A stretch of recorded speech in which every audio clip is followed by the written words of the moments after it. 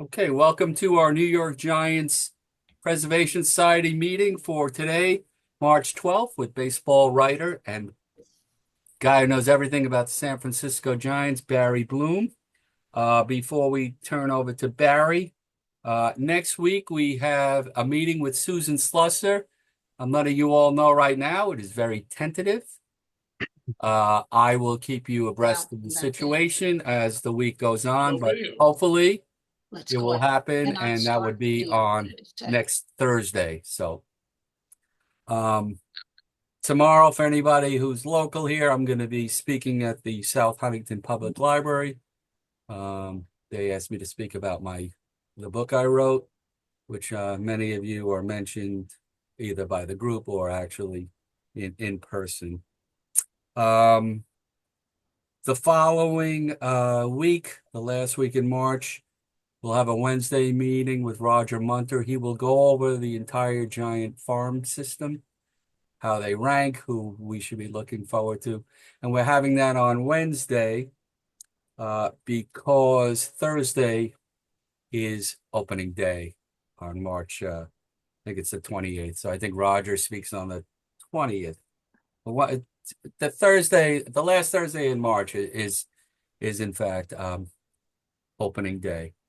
So before I turn it over to Barry, this is Barry's first time here. Barry, we treasure the history of the New York Giants. That being said, 95 to 99% of the people in here are San Francisco fans, mostly due to the fact that when the Giants moved, Willie Mays moved with Don't them. worry about it. So we are all from different parts of the United States. Florida, New York, California, and Arizona. If I left out anybody, let me know. Rochester, New York. Uh, downstate and upstate is almost like two different states. So Jim would agree with that. But without any further ado, and Tom, who's here, he's everywhere in a trailer. Tom is in California, Abdul, and the other Tom lives he drives everywhere, so he's all over the country. But without further ado, I'm going to introduce Barry. Barry's going to tell us about his career in baseball, and then he's going to give his summation of what he's seen down in Arizona about the Giants, and then we will open it up to any questions for Barry. So I'd love to introduce Barry Bloom. Barry, welcome to the New York Giants Preservation Society. That's great. Thanks for you guys for having me. I really appreciate it. My heart, I will, in full disclosure, I grew up in the Bronx. I'm a New York Yankees fan first. Did not get to see the Giants play in New York. I was too little, but I did get to see them play at the Polo Grounds. They came back in 1962 to play the Mets in their expansion year. I went to the Polo Grounds three times, once for that game, another one in '63 that my father took me to see the Cubs. And in 1964, a friend and I lived up in Riverdale, and we took our bicycles and rode down the Harlem River Drive, and we spent a couple of hours walking around the rubble of the Polo Grounds while they were tearing it down. And that, for whatever reason, although my first game was at Yankee Stadium, and my teeth were cut as a baseball fan and a baseball writer, really, what I call the original Yankee Stadium. The Polo Grounds has, for whatever reason, a special place in my heart. A part of it being that my father grew up in Harlem. He told a lot of stories about going to the Polo Grounds as a kid. He was a catcher and high school player at George Washington High School. For those who know it, up in Upper Manhattan, and he claimed that as a teenager he went to a tryout at the Polo Grounds, hit the ball into the upper deck in left field, just above where Bobby Thompson's famous home run, was hit. Uh, Years later, that's where we sat when we went to see the Giants by by the left field foul pole in the upper deck, right above where Bobby Thompson's home run was hit. Uh, he claims that the Giants were going to sign him and send him down to like lower D. Then he was drafted into the Army at the end of World War II. Whether this actually did happen or my father was making this up out of whole cloth, I don't know. There was no way to check it. So I'll go. I've always said I'll go with it. You know, it's a great story and, just part of my whole heritage. So uh, I started as a sports writer in San Francisco in 1976, covering the A's and the Giants. I've one way or another, we've talked about it that my whole career has been writing about the Giants leaving and not leaving, the A's leaving and staying and finally leaving. This is my 50th year of covering baseball, and my entire career has been plagued by those two teams and the epic successes and failures of both of them, both on the field and off the field. Uh, I covered the three World Championship years, went to all the playoffs and the World Series in those years. I was with the team every day, practically from Barry Bonds hitting his 700th home run to his 756th. He and I continue to be close. And last week he was here in Arizona, and we sat down for a half an hour, and I did an interview with him, which was posted on Sportico today. And the highlight of the interview, which a lot of things he talked about, was he just said that if it was up to him, Shohei Ohtani would be shut down forever as a pitcher. He shouldn't be doing it anymore, and he should just hit, which I think was typical Barry. He's got opinions about everything, like him or love him. He was an incredible baseball player, and for my money in my life, and I don't slight Willie, because really I saw Willie play live maybe 3 times in my life, and I grew up in New York. The Giants were already gone. There was no really national television. Willie and the Giants, the only time they were in the postseason, it was when, as a kid, in 1962, the Giants played the Yankees in the World Series, and so I got to see him play, you know, in the in the middle of his career. I got to see him play when he came back and finished his career with the Mets. So I don't want to slight him. I don't want to slight Hank Aaron, but the three top players I've ever seen regularly were Mickey Mantle, Tony Gwynn, and Barry Bonds. Those are the three greatest hitters I ever saw. So, obviously, Willie is tremendous. John Shea, who and wrote a great, wonderful book about Willie. We've had this argument over and over again about who was the better player, Willie or Mantle, and like your argument about Posey winning the three championships. Mantle won 12, went to the World Series, I think 12 times with the Yankees and won 8 or 9 of them. And, you could say that, they had a great supporting cast, the Yankees at that time. But from all those teams, the Yankees were in the World Series practically every year from 1947 to 1964. the From the Hall of Fame, Berra, Ford, and Mantle are the only three guys off of that team in the Hall of Fame. The Giants had 5 people off the Hall of Fame from the '60s teams that never really won anything. So I argue that Mantle was the winner, and basically he carried the team, and for my money, probably is the greatest player I ever saw. And the statistics, bear that out basically. So I'm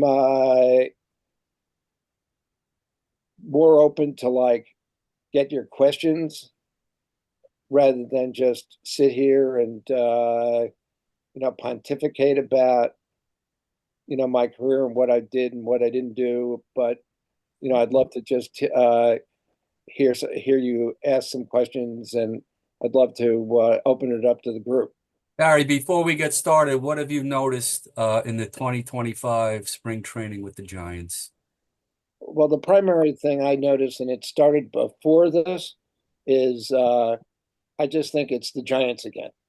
You know, the Giant, for whatever reason, Giant ownership, that ownership group, after a great successful, decade with Sabian and Bochy running the team, they decided to dump the whole thing, go analytical.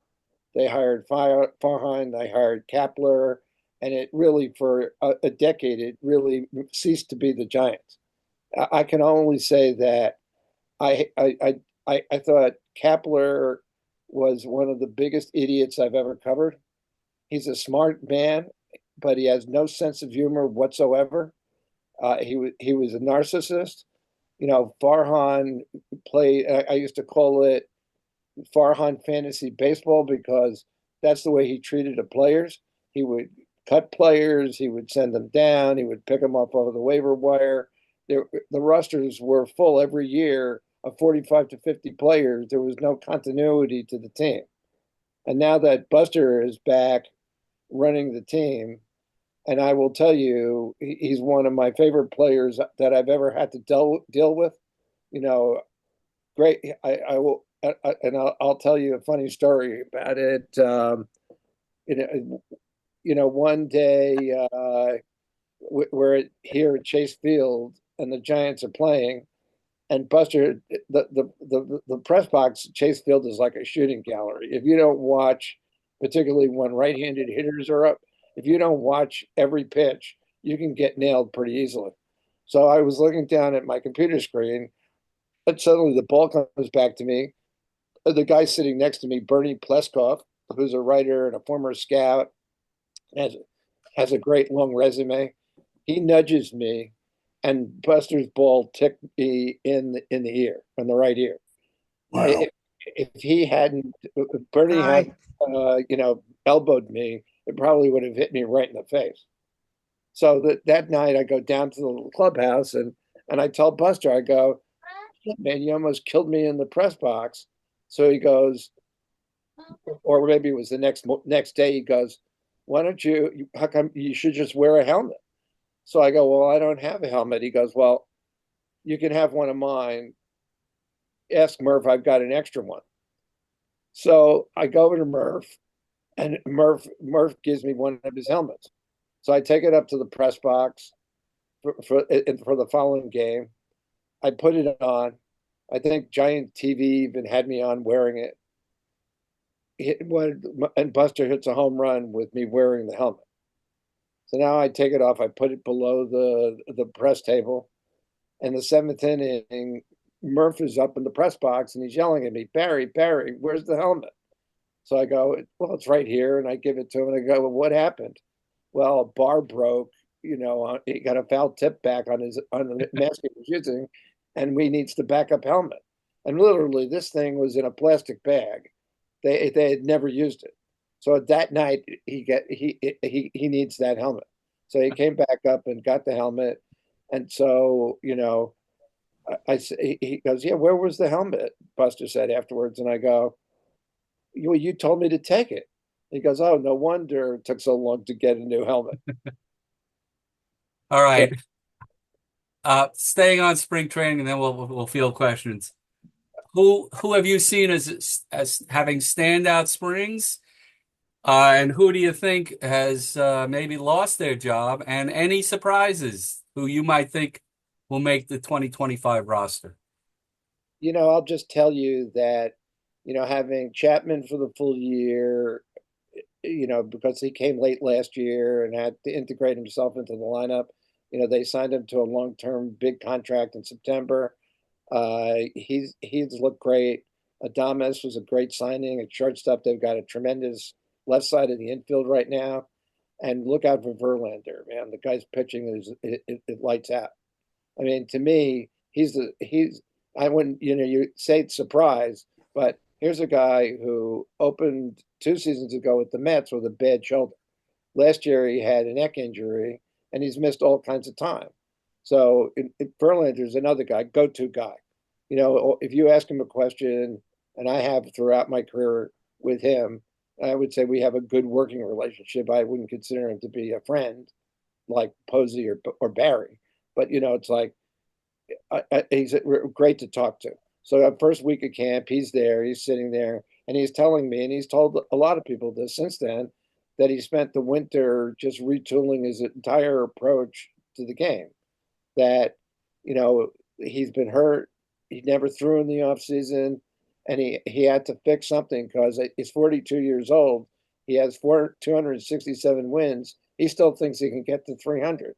And if he has 2 or 3 good seasons, he might be able to do it. But he started throwing in the offseason. He changed a lot of his rotation in his delivery.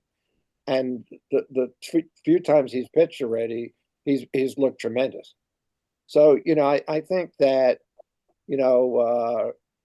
if you Ramos is going to be probably the opening day left fielder. That I think Melvin speaks very highly about him. He's had a decent spring, so Ramos will be the 19th different left fielder to play that position on opening day since Barry played it in 2007, and that includes Barry. And when I asked Barry about it, he goes, "What are you asking me for?" He goes, "I had nothing to do with that." He goes, "Talk to the team." He goes, "It's only weird because it's me. Everything that happens that involves me is weird."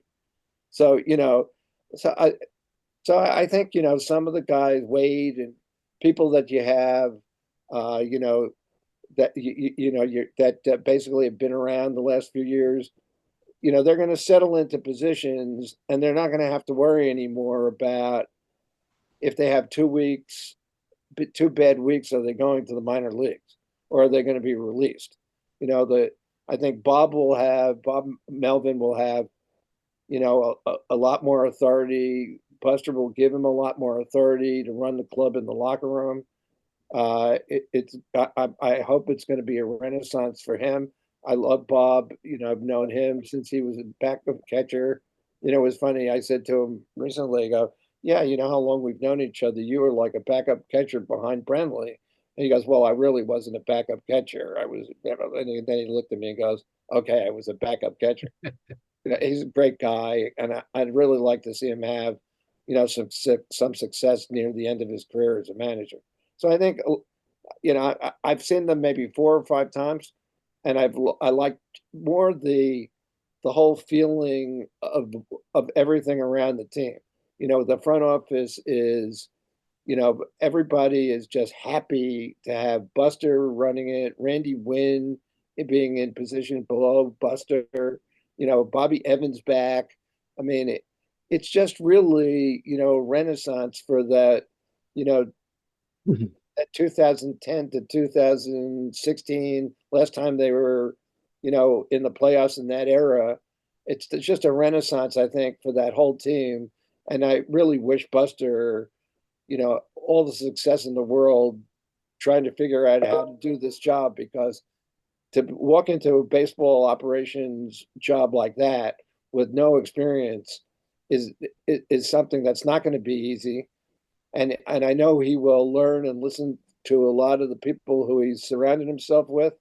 I like Manassian. I like Perry, his brother.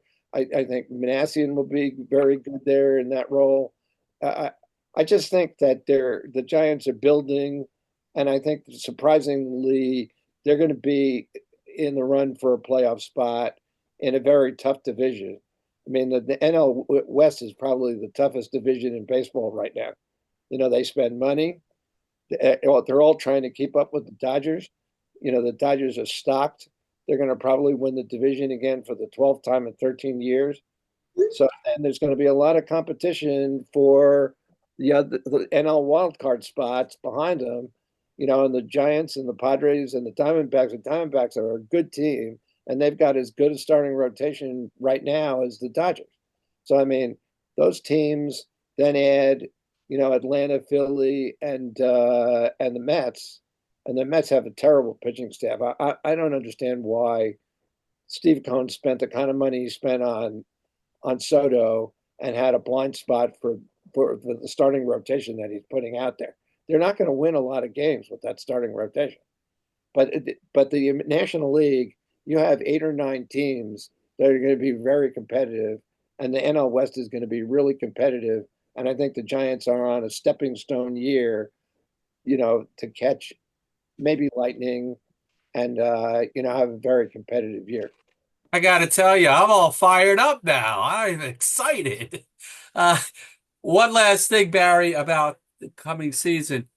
If you were to make a prediction, who is going to be maybe the breakout player on the team?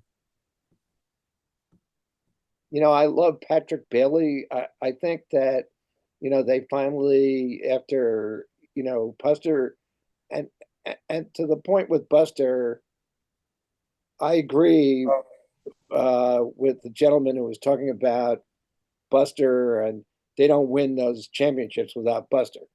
I totally agree with that. I mean, Buster came up with Bumgarner around the same time in June of 2010, and that, pulled the whole team together. I mean, if you look at the rosters of those teams, aside for the pitching staffs, they were kind of like, renegade, vagabond groups of guys when, it's like, Aubrey Huff at first, and Rennery at short and third, and Uribe at third, and the outfield, was always Pat Burrell. They pulled off the scrap heap, and Cody Ross was a waiver pickup.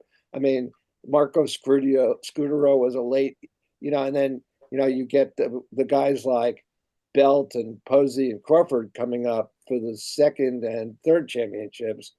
And in 2021, after Bochy left, it was a renaissance. I always thought that it was like if there were a core four in New York with the Yankees, it was a core three with the Giants. And in 2009, the core four had its last great year together, and the Yankees won the World Series. So the last World Series that they won. I thought in 2021, Buster came back from hip injury, didn't play in 2020, came back in 2021 healthy, but he was so beat up that the entire season, I never saw him before or after a game because he was always in the training room, either getting ready to play or getting iced down and salved down after a game. He had to put so much into it. And that's why he ultimately retired after the 2021 season. But he had a tremendous renaissance year. The other two guys did too. But Buster acted in the locker room, and the three of them really, as an interface between Kapler and the rest of the team. Without that, they don't win 107 games that year.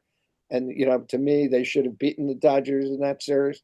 That the Dodgers were beat up and they were ready to lose, but the series came down to the last pitch. It was a great series, but after that, when Buster retired, then everything fell apart. So and when I have a chance to vote for Buster when he's on the ballot, there's no question I'm voting for Buster. He's going to be on my ballot. I mean, there's not that many great players coming up on the Hall of Fame ballot anymore. Next year there's a total dearth. The first year players on the ballot, none of them belong in the Hall of Fame, let alone on the ballot. And then you have next guy big up is going to be Cabrera. Then you're going to have Pujols. You're going to have Molina, who's going to get in, and you're going to have Buster. And as far as pitchers go, I have no idea when the next pitcher we're going to vote for is going to be in the Hall of Fame. Relievers, never. There's not a closer in this era who's Hall of Fame quality. Maybe Kenley Jansen is the closest. So I think Buster has a really good chance of winning on the first ballot. And I think he's going to get more than 78%, Steve. It's like, people who are held over from my era who actually covered those Giant teams and know what we're talking about here, they know what kind of impact he made far beyond the numbers he put up. And then, they forget that the guy had his leg broken in 2000, 11, and the Giants probably would have won in 2011, but he lost the whole season. And then he comes back in 2012 and, has a comeback of the year. They win again. Zito not only pitches that game against Detroit in the World Series, but game 5 in St. Louis against the Cardinals when they were down 3-1. If Zito doesn't pitch that game, they don't go to the World Series again that year. If Zito pitched, it didn't matter. He had a terrible run with the Giants. He was done. But those 2 games in the World Series and the playoffs that year paid for every cent of that contract they signed him to. But And so, Barry, with the now I'm going to ask my regular question. With your vast knowledge and experience, you told us you just interviewed Barry Bonds. I loved Bobby Bonds. Okay. Now, analytically speaking, he was trashed, and I'm not going to get on him playing on all these teams. All I know is when he was on the Giants, he was a wonderful watch, but people always complained about strikeouts. So in today's game, how would he be viewed?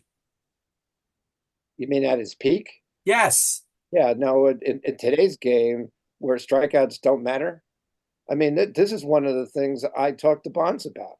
I mean, strikeouts don't, it's an all or nothing game. And they're trying with rule changes to bring it back a little bit. But strikeouts and home runs, that's the game. And to Barry, I said, Barry, with 762 home runs, nobody's going to beat your record for a long time, if ever. I mean, right now, the closest guy to 500 is Stanton with 429 home runs. The next 2 guys are Trout and Goldschmidt, and they're not even close to 400 right now. It's like, but from Barry's era, there was, you know, uh, he hit 762, Pujols hit seven something. A-Rod fell short at 696. You had Mays from another era at 660. You had Junior at 630. You Tome, had yeah, Tome. Tome at 609, 612. You had Sosa at 609. I mean, in this era, which is the home run era, home run or strikeout or nothing, nobody hits home runs. So what are we talking about here? Was it steroids? I don't believe that. I think they were just a lot better players. I mean, for the Hall of Fame, I ran the numbers myself a while ago. There were 23 players from that era that we voted in to the Hall of Fame, and there are 5 or 6 more who should have been voted in, but they were excluded because people thought they did steroids. There wasn't even any proof that they did steroids.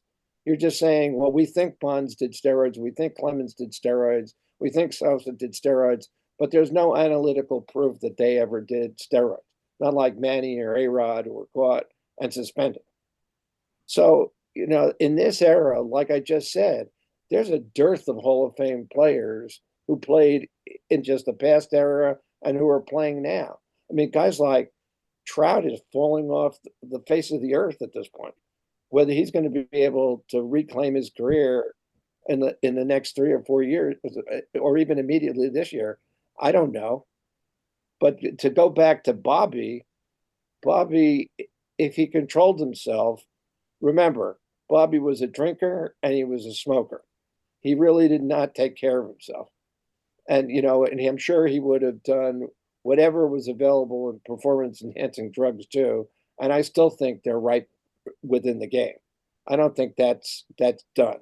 I think they find a new substance that isn't testable, and they find a way to flush it out of their systems before they're tested. You can't keep it can't keep ahead of it when it comes to this stuff. The doctors are too smart. The players have too much money, and if they want to do it, they're going to find a way to do it. And I think Bobby, with a proper diet and taking care of his body and taking care of himself, like Barry did, he would have been Barry. There's just no doubt about it in my mind, because that's where Barry came from. You I know, love I loved watching him. He was, me growing up, that was one of him, Chris Spire, were really the first two guys that I was, because Mays, like you said, he was on the outs.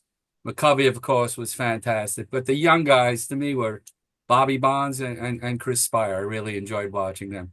Thank you so much. Mars, go ahead. Thanks, Barry, for joining us.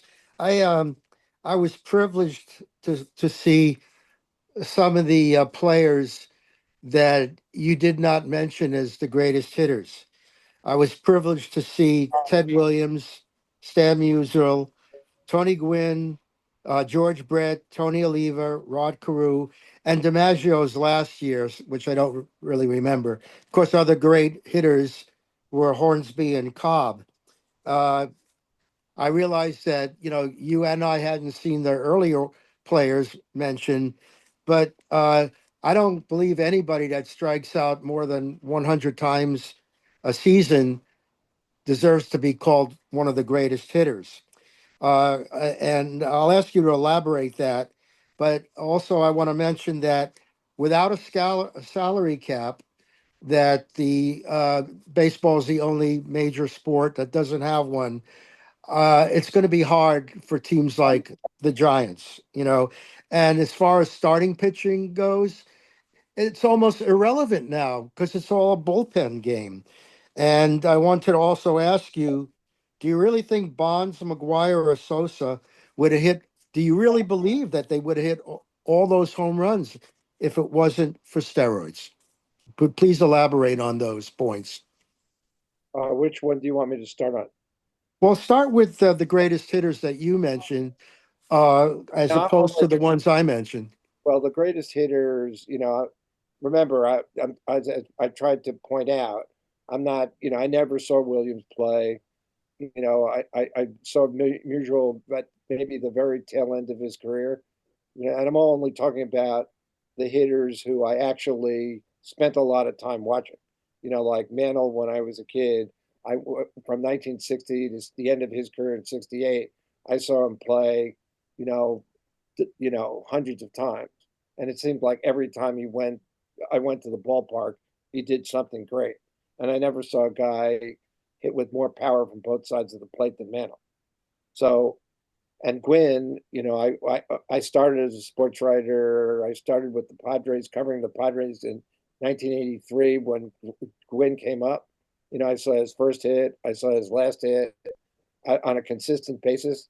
I never saw anybody, who could hit as well. He didn't hit for power because he didn't want to, because his goal was to get 3,000 hits. And he thought that if he tried to hit for power and turned on the ball, he was going to give up too many hits. So, I mean, whether that would have been true or not, I think near the end of his career, when Williams got to him and told him he was giving up the inside of the plate and he needed to turn on the ball more, I think if he had done that as a younger player, he still would have gotten his hits. But I mean, a great story. Greg Maddux. Gwynn batted like 400 something against Maddux, and Bonds hit maybe 260 against him. And I used to go to the Hall of Fame, and they'd invite me on these tours that at the year that guys get in, they always do a tour of the Hall of Fame in the months before they get inducted. So I happened to be invited one year with Bobby Cox, and the year Bobby Cox and Maddox got in together, and I went on the tour with them around the hall. And then we went to the Yoda Saga. It was me and Idelson and another writer from Atlanta and the two guys, and we were sitting having lunch together. And I asked Maddox, who was a tougher player to pitch to, and he goes, "Well, Gwynn was toughest, but he'd rather still pitch to Gwynn than to pitch to Bonds because Bonds would just kill him and hit the ball out of the ballpark with Gwynn would." But in the early days of that matchup, Maddox was pitching to Gwynn, and Gwynn was just see the ball, hit the ball. He would have hated analytics, and it's like, whatever you gave him, he would find something to do with. So Maddox would throw a fastball up and away, and Quinn's a left-handed hitter, and he'd just poke it to left field. And then he'd go down and in, and Quinn would pull it to right field. And so, finally Maddox said, you know, he came down the mound when Quinn came to the plate and just yelled at Quinn, I'm going to throw you a fastball because you're going to hit it wherever the hell you're going to want to anyway. So you might as well know what I'm throwing. That's how good a hitter Quinn was.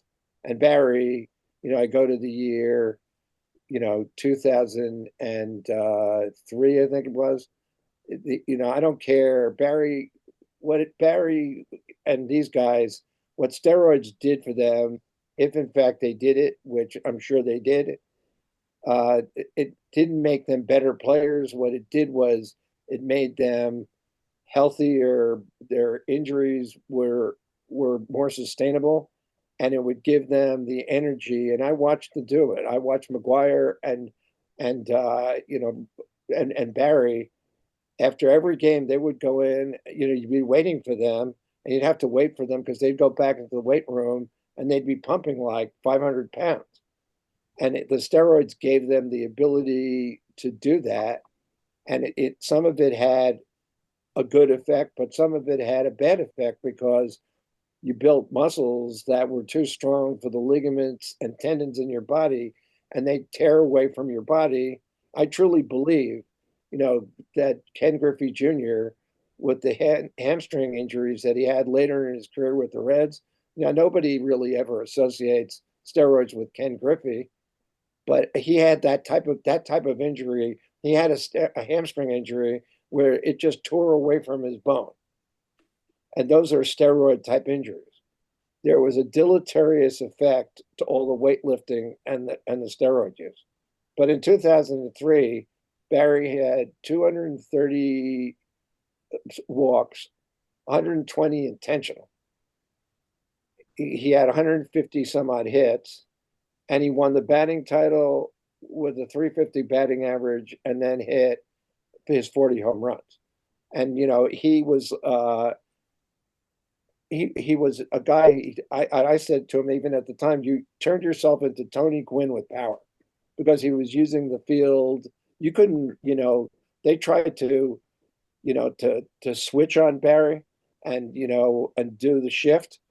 And Barry would just, I remember one night at the ballpark and they shifted on him and he just grounded the ball into the left field corner for a triple. You just couldn't shift on him. It's like you couldn't shift on Gwynn. And Barry would tell, two things stood out to me that Barry told me. One was he knew that whether it was a strike or a ball before the ball came out of the pitcher's hand. And the other thing was that he got 2 or 3 pitches to hit every game, and he still hit his home runs. That's how good a hitter Barry Bonds was. But my question here is, do you really think that Bonds, McGuire, and Sosa would have amassed that many home Yes, runs without steroids? yes. You do? Well, I have to disagree, but thank you for your time. So, Thank you. what's your basis for disagreeing? Well, I looked at Bonds with the Pirates, and when he first came to the Giants, 6'1", 190, ballooning to 245, and I don't think he ever hit 40 home runs with the Pirates. So that's my reasoning. Well, difficult. Three River Stadium was a symmetrical ballpark. It was a difficult place to hit home runs. And every ballpark that Barry played in were difficult places to hit home runs. And they just didn't pitch to him. And so, he holds the record for walks and intentional walks. I looked at it one time. 5 years of at bats in his career are walks. If they had pitched to him half of the time, he would have hit 900 home runs. I'm sorry, your summation is not accurate. Well, I do disagree. Well, you can disagree, but I love all these theories. Thank you, Mars. Tom O'Doul. Let me unmute here. There we go. Hey Tom, how are you? Hi, how you doing, guys? Barry, good to see you again. I haven't seen you You since too. I saw you at the ballpark. Right. Quick question. make it very quickly here. What's your take on the starting pitching rotation for this season? I Yeah, mean, you saw him in Arizona, so you I got a think good look at him. I think it's going to be good. I mean, Webb, and as I pointed out, Verlander is their maybe number three starter right now, Number three. and if he has the type of year which, if he stays healthy and he has a Verlander, revisionist type of year, he's going to be huge for them because you don't need him to pitch any more than 6 innings. And then to the point of, uh, Buster wants pitchers in the minor league system to be trained again to pitch at least 6 innings. How do you do that now where pitchers are limited to about 100? They're not going to throw 100 more than 110 pitches. And hitting is so much different now where, they know how to get deep into counts and foul balls off and get you through 100 pitches pretty quickly. But if you can throw strikes and then, get ahead in the count, I mean, all the numbers are in your favor. For any pitcher, strike one, strike two lowers the ability of the hitter to get a base hit when you're deep in the count and behind. Conversely, if you throw ball one, ball two, you put yourself behind. You wind up allowing the team to get you out, or the opposing team to get you out earlier.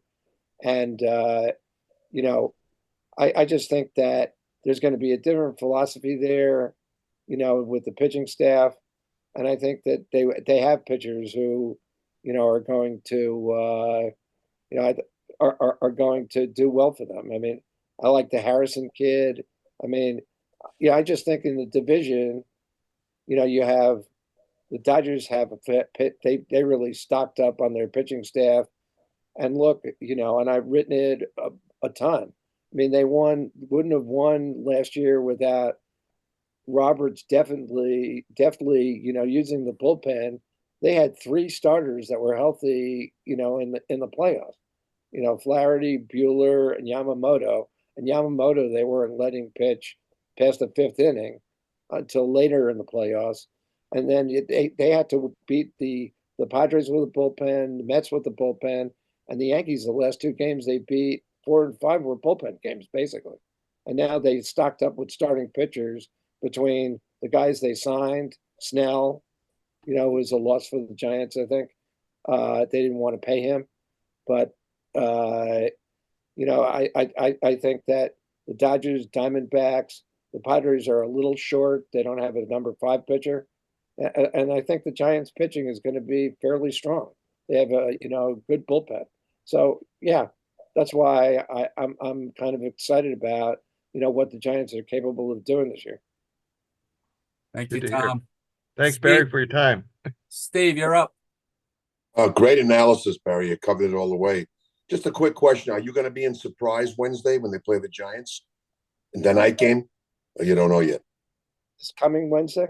Yeah, the night, week from tonight, 6 o'clock. They play in Giants. No, I'm going to Florida the next day to finish up spring training there.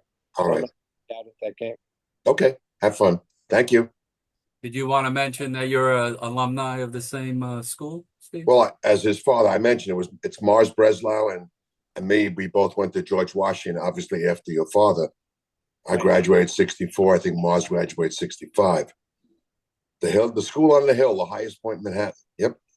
My father, I think, was like 1946 or 1947. So, I went to Dewitt Clinton. Yeah, you went to the old boys school at that time, right? Clinton was boys. 7,000 boys. What is that? 7,000 boys. Yeah, yeah. Okay.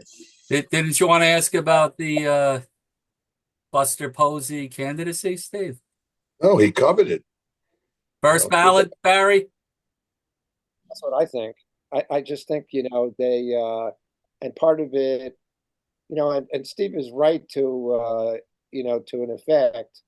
Sometimes we had a lot of trouble with electing players, once all the steroid guys got on the ballot. and people were whining about it, that you needed 12 spots depending on how many people you're going to vote for, who you didn't want to vote for. There were guys like Jeff Kent, who didn't get any traction, and and in this era probably would, because there's so much more room on the ballot. I've seen years where Andre Dawson got in and Barry Larkin got in because there was no competition on the ballot. The year you're on the ballot as a first year guy makes a big difference, and that's why I think when Buster comes in, I'd have to look at the actual makeup of the ballot for that year, but there's just not that kind of people. I would think probably Carlos Beltran will get in sometime in the next few years. I'm not so sure about Andrew Jones. I'm not a big Andrew Jones fan for the Hall of Fame, but but there are a lot of people, because of the analytics and his defensive play and 10 gold gloves and 400 home runs, think he should be in the Hall of Fame. My argument is he batted 254, he ate himself out of the league, and he beat the shit out of his wife and was arrested. I mean, this guy's, I don't vote for those guys in the Hall of Fame. I don't vote for Omar anymore after all the stuff that came out on him. And so you start, but Manny too. So, I mean, or even A-Rod. It's like the competition on the ballot's not going to be that extreme. And I just think people are going to look at, Buster. I mean, great player, squeaky clean. I mean, what's the argument against Buster? And especially after we all put in Joe Mauer on the first ballot, and I had no problem with it. I voted for Joe. I mean, he's the only American League catcher to win the batting title. And what did he win? 3 of them? I mean, there are things that you do which, even though you might have a 10 or 11-year career, like Kirby Puckett had a short career, but he still was Hall of Fame worthy for the for what he did during the time he put it in. And I think Buster is just one of those guys. Steve, Last Saturday in July 2028, Roscoe Diner, 9 o'clock. Exit 90. Steve, we love you, Steve. Bill Clink, you're up. Thank you, Gary. And Barry, thank you for. Bill, could you speak up, Bill? You're low, Bill. I'll sit a little bit closer. Okay. That might solve some problems. Thank you, Gary, and thank you, Barry, for some real insight about Barry Bonds. I admit to being not that much of a Barry Bonds fan, but you're winning me over. I think you made. I mean, the point that you made about the walks in 5 seasons. There's some things that are beneath the surface about Barry that are worthy. Gary does not permit here at all on our session politics. So I'm not going to talk politics, but obviously we've seen some politicking here. And you actually went into a bit of it with a litany of candidates for the Hall of Fame. Do you, the Hall of Fame baseball writers are a fairly select fraternity.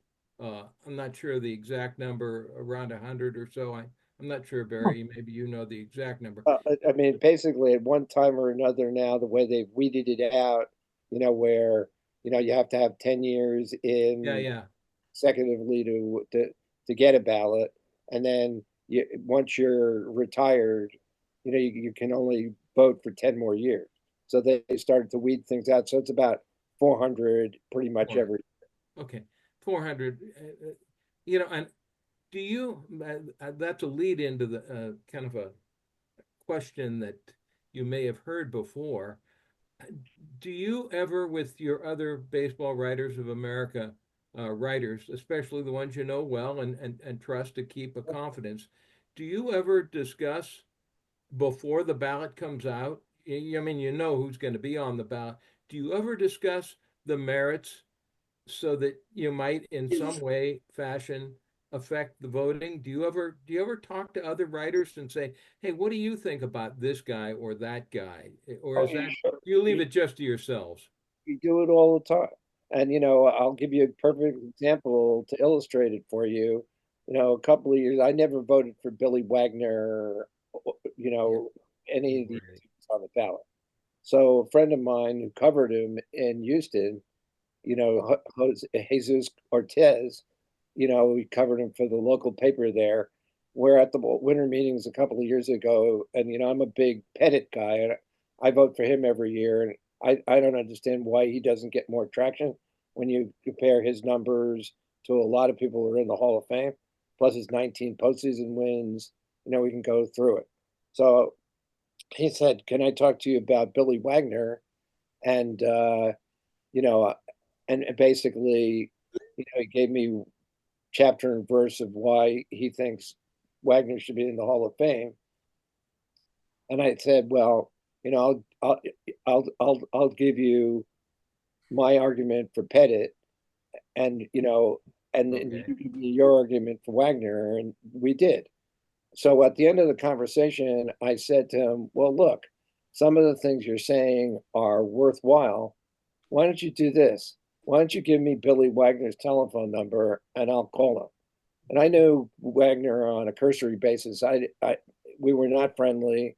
Never covered a team that he was on, and in fact, I had the impression that he was a deleterious clubhouse guy on some of those teams, because when he was in Philly, and Larry Bowa, who's a good friend of mine, who I've written some books with, he used to tell me these stories about what a pain in the ass and clubhouse guy and backstabber that Wagner was in the Phillies locker room.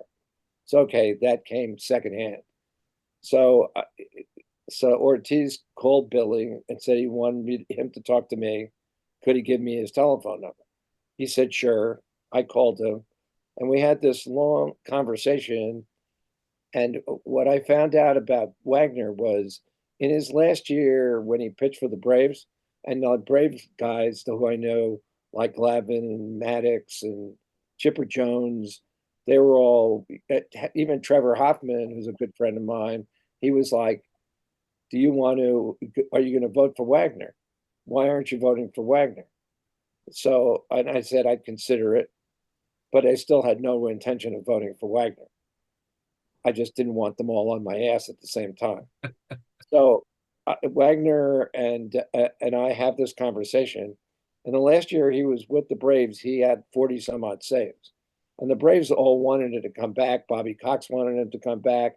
And he said, "No, I'm not going to come back because, I'm not going to just pile up some numbers to get into the Hall of Fame. I'm going to go home and spend some time with my family and my kids." And he wound up coaching in high school and coaching his kid. So as it turns out, in the conversation, which I had no idea about Wagner, and this is why you have to talk to people, he said that when he was a kid, his mother and father broke up, and he spent every year going to a different school and living with a different relative. He just kept shunted from one side to another. And then he got to high school. He was a right-hander, and his arm was broken while he was playing high school ball. Then so he basically turned himself into a left-hander. And here's a kid who could have gone by the wayside as a relative orphan, but he still stuck to it and became a major league player. And so I said, what you're telling me is you aren't going to let the same thing happen to your kids that happened to you. And he said, absolutely. That's why I retired when I did. And I said, you know what?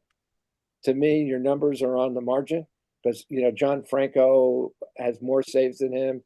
John Franco is the top left-handed reliever in history. It's like a couple more. And my thought was, Franco wasn't in. Why should I vote for Billy Wagner? And Wagner, I said, look, that you're a Hall of Famer to me because of this story, that what you did with your life and what you had to go through in your life to get to where you are. I'm going to vote for you for the Hall of Fame.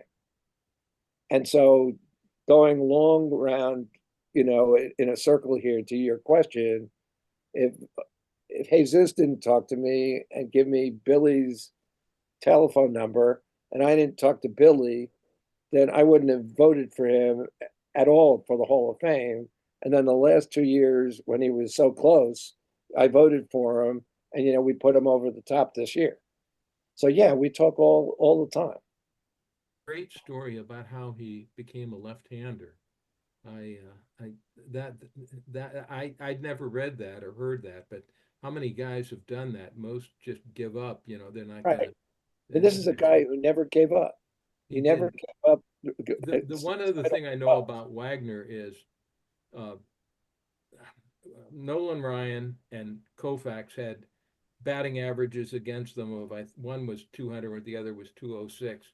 The batting average against Billy Wagner was 184. Right. I mean, His numbers, when they looked up and he stacked them up against Trevor, was just, Trevor had a lot more saves. Trevor had, 700 saves or 600 saves, whatever he had, second behind Rivera. But, Billy had 420 or something like that. But all the other numbers, the strikeout ratios and everything else, were either better or pretty comparable to Trevor's. Right. Thanks, Well, Bill. thank you very much. I had a feeling you were going to say that, but I wanted some confirmation. Thank you. Harvey Weinberg. Barry, let me. I'm going to disagree with you with regards to Willie Mays. He's the greatest ball player ever. So I grew up in the Bronx. I'm a little older than you. I saw Mickey Mantle in his prime. Great player, absolutely great player. Switch hitter, could hit a ball 500 feet from both sides. Did you ever work with or next to Leonard Coppett? Yes, of course. Leonard was wonderful. Leonard wrote a book, and it started out, it was called The Thinking Man's Guide to Baseball. And in later years, it became all about baseball. You forgive me, I just want to read a short, he had a chapter in there comparing Willie and Mickey. And I just want to read for you the last paragraph. It's a short paragraph, so don't anybody go to sleep. I'm reading from the Leonard Coppett book, 1974. I haven't taken it off the shelf since then. And it goes like this. For myself, comparison isn't exactly equal because I saw most of Mantle's career, but only pieces of Willie since the Giants moved to California. Only a handful of players in all baseball history have been as important to winning teams and have been able to contribute as much to eventual victory, rather than statistics, as has Mickey Mantle. Willie, on the other hand, I can sum up very simply. He's the best baseball player I ever saw. I can't, I'm not going to disagree with it, and I'm certainly not going to disagree with Len. I mean, all I'm saying is that I did not get to see enough of Willie in his prime. In fact, I can count like on one hand how many times I saw Willie play live. I saw him play at Chase Stadium. When the Giants came into, I saw him play at the Polo Grounds. I saw him play in the '62 World Series on television. I saw him play, with the Mets. So it was a very, very small sample size. So I led into it saying that I'm not going to denigrate Willie. He's a tremendous player. I'm just saying that in my lifetime, of the people I've seen, those are the three best hitters I've ever seen. Now, I love Willie for what he did and what he is. And of course, as Barry's godfather, I got to meet him and, spend a lot of time talking with him and watch the banter going back before, going back and forth with him and Barry, and during the height of Barry's, run of after, Aaron, but Willie came into the clubhouse at Scottsdale, the old clubhouse, and he was telling Barry that he could still hit. I could hit more home runs than you. I could hit batting average than you right now. And Barry looked at him and said, "You couldn't do shit, Willie. You're blind as a bat." Well, But, not going to take. And for you, If you think Willie is the best player, God bless you. I'm not. I'm not arguing. I'm not going to argue it. I know you're not, Barry. I know you're not, because I also believe that Barry Bonds should be in the Hall of Fame, and I broke it down when I was a kid. I'm 79, so I was born in 45. I saw my first game when I was 8 years old at the Polo Grounds, July 10th, 54. Willie made a great catch. He stole home, but the official score said he scored on a pitcher's error. It was a steal of home. But the greatest hitter, I break it down, the greatest hitter I saw growing up was Ted Williams. I mean, I bought his book, the Art of Hitting or whatever it was. I couldn't hit for beans, but I thought Ted Williams was the greatest hitter I ever saw.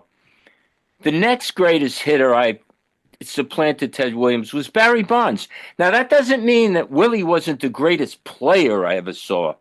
Willie Mays could do everything. He was an eight-tool player, eight tools, and he was a better base runner than Mickey. Mickey might have been faster, but Willie was a better base runner. But Barry was a great hitter. Okay, and I don't want to waste the time now or take the time, because I've made a case where Barry didn't cheat. The steroids were there. I read the book Game of Shadows. I'm satisfied that he was led down the wrong road. But he was a great hitter. But I'm not going to argue with you. Willie was the greatest. Willie Mays was the greatest I ever saw. And as you know, I'm cheating here a little bit. I'm bringing Leonard Coppett back from the ground to give his testimony. But thank you very much for your opinion. I really appreciate it. This has been fascinating. Thank you, Harvey. I'd also Jim. add that, I'm sorry. Go ahead, Barry. So add that, Mantle tore his ACL in the 1951 World Series, and without the ability to have the microsurgery that you have today, probably played his entire career on a torn ACL. So if you think Willie was a better base runner than Mickey, I think you have to add that to the equation. I'll add the equation, but Willie was smarter. I saw Willie, and let me just add one more thing, Gary, if you let me. There's a column written by Ira Burkow. Did you ever run into Ira? Great man. I love Ira. Yes. Well, it's called The Smartest Play I've Ever Seen. It's Willie Mays at age 42 playing for the Mets, scoring and allowing the Mets to score 2 runs as well. Now, it's a play that would be illegal today. Willie fakes out the right fielder, fakes like he's running slowly, and times his arrival at home plate to arrive at the same time as the ball. The catcher goes one way, the ball goes another way, and the Mets scored 2 runs on the same play, with Willie Mays leading the charge at age 42. Now, Willie wasn't. Nobody is the same at 42 as they were at 22. I saw him at 23, but I saw Mickey Mantle in his prime, and he was. I don't.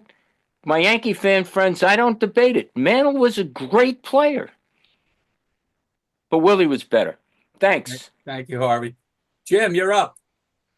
Thanks, Gary. Barry, I want to ask a quick question about Corbin Burns and Blake Snell. I'll put them in the same category. They're both top of the rotation guys that it looked like we had a good shot at acquiring.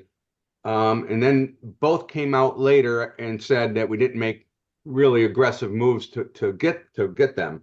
And I was wondering, first, you think that's accurate, that we didn't chase them as hard as maybe we were led to believe they were? And second, would that be a reflection of the confidence in the current group, or a reluctance to sign starting pitchers to long-term contracts? Well, I mean, my understanding is that, they never really made an offer for Snell. And Snell opted out and then went and decided that, without the qualifying offer, that he was going to go into the market. And I think, I've had long discussions with Scott Burrows, his agent, about this. If you look at the group of guys he had last year and a couple of guys this year. He said the qualifying offer is kind of the bane of a lot of free agents' existence at this point, because for whatever reason it gives ownership an excuse not to sign a player because they don't want to lose a draft choice. Now, and it's usually a lower round, it's a mid-round draft choice. You're not losing a number one, or you're using like a 3 or a 4 or a tweener, and so I think the Giants just decided that, they weren't going to go into that market to bid on Snell. And then the Dodgers came into it, and, he's going to be there probably their number 4 pitcher in that rotation behind the 3 Japanese players. I just saw Sasaki yesterday, and he looked fantastic. He looked better than Yamamoto, or is it the 2 Japanese players? So he's going to be the number 3. Glasnow is going to be the number 4, and so they're just stacked right now. Then, as far as Corbin Burns is concerned, what happened with Corbin Burns, and that's another Scott client, is that Corbin Burns lives here in Phoenix. He decided that he wanted to play for the Diamondbacks.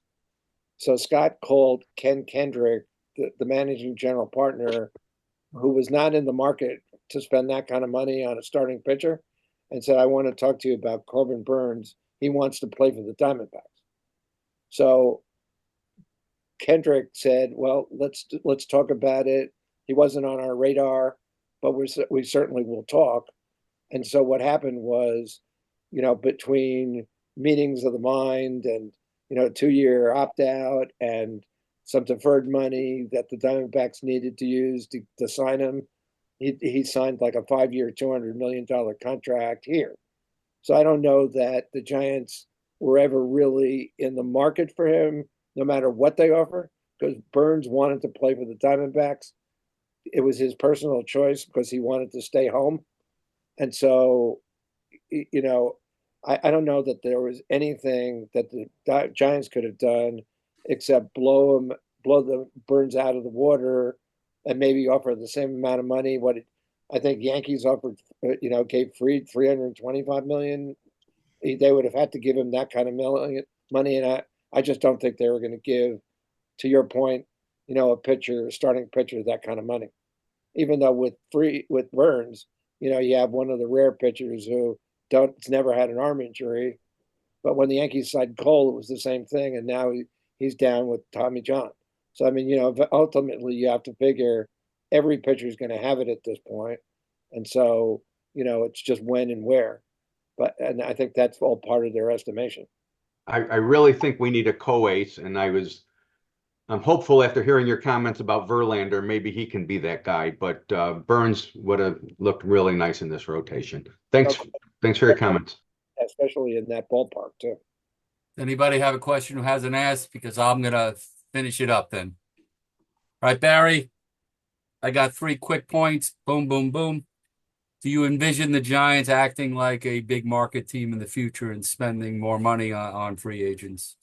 They are a big market team. No, I mean to spend the money on possible landing somebody. Yeah, I mean, at this point, they have no excuse. I mean, they've got the entire Bay Area market to their own. The A's are going to go to Las Vegas. That's a deal. That's a done deal. I don't think MLB is bringing an expansion team back into Oakland anytime soon, even though they didn't give that market area to, they print money. They've got this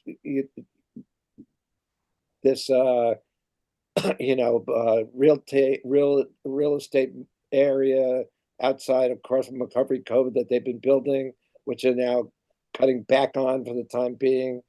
So I think it's just a matter of what the ownership is willing to do. And I think every team, my estimation is that there's enough money in baseball for every team to participate. And then it's up to individual owners, to do it or not. But the Giants are certainly a big market team with a big market television contract, and they own the whole Bay Area now. And I think it's incumbent on them, to spend the money.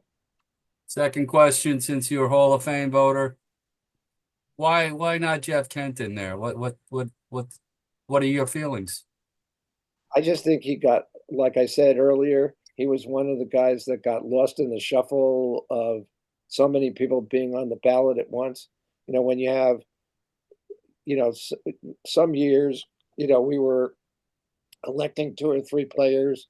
You had, Pedro, you had Maddox, you had Glavin, you had, you can go Junior, Griffey, you can go down the list, of how many great players you had on that ballot, plus all the steroid guys who, the Sosas and McGuires and Barry, who just like, they just backed up the ballot. And I think Kent, if he was on the ballot in this era, he would have had a much better chance of getting in. I never understood it because, here was a guy, yeah, he was irascible, but, he had the most home runs of any second baseman in history. So I think he should have gotten more, he should have got more exposure. I don't understand really why the way my colleagues vote as a block sometimes. I don't understand why Pettit is not getting more. Why Posada didn't even make it past the first year on the ballot. I mean, he was part of the core four and the heart and soul of those Yankee championship teams. And if you want to say, Buster belongs into the Hall of Fame, he was on three. I mean, Posada was on four, and a rookie coming up in '96. I mean, he should be in the Hall of Fame, or at least given a long term shot at it. So I don't understand it. But I just think that he was not well liked. He got backed up, by, so many people being on the ballot at once. And my last question to you is, I know you're a huge Yankee fan, and our equivalent to Don Mattingly, who is just an incredible player, was Will Clark, and we all love him here. Do you think if Will Clark remained with the Giants and didn't go free agents, I know there was a problem with the contract, that he would have been a Hall of Famer? I'm not sure. I having covered that era too. I mean, look, what Will Clark did in the 1989 playoffs against the Cubs. What did he bat 500? He had the winning hit, World Series, put them in the World Series. Uh, off of Mitch Williams. I mean, he was a tremendous player, and one of the great weekends of my career was watching Will in '89 go toe to toe with Gwynn for the batting championship down in old Qualcomm San Diego Stadium. It's the only time I've ever seen that where two guys were there for the batting title, and Will and him were getting hit after hit all weekend, and they came down to the last day with both having the chance. I think Tony was up a couple of ticks, and the third inning or the third at bat, Will grounded out, or Tony got a base hit, and Will was at first base, and Tony came down to first base, and that put him over the top, and then Will shook his hand at first base. I mean, it's the only time I've seen guys win the batting title, before on the last weekend and the last day of the season alone, not against the guy who, was actually there, fighting against it. That was a signature weekend, and then he went on into the playoffs and had a great year. I think obviously, he was the heart and soul of that team. Maybe his relationship with some of the black players on that team hurt him. With Jeffrey Leonard and him never got along. Kevin Mitchell and him, I don't think ever got along. Will was a tough guy, and so maybe there were some things that he did which contributed to it. But no, I don't think if he finished his career as a Giant, he would have had a better shot at the Hall. And tomorrow's his birthday for all you Will Clark fans. So anyway, Barry, let's all give it up for Barry Bloom. Just a great Thank you, session, Barry. Barry. You were fabulous. Please don't be a Absolutely. stranger here, okay? Hey, you invite me back anytime. I love talking to you guys. All right. You're all Anyway, hopefully I will be in contact with you. Otherwise, we'll assume we are going to see each other next Thursday unless you hear otherwise from me. Until next week, have a great weekend, everybody, and we shall chat. I am going to shut off the recording, and You want to stick around, talk baseball? We'll be here.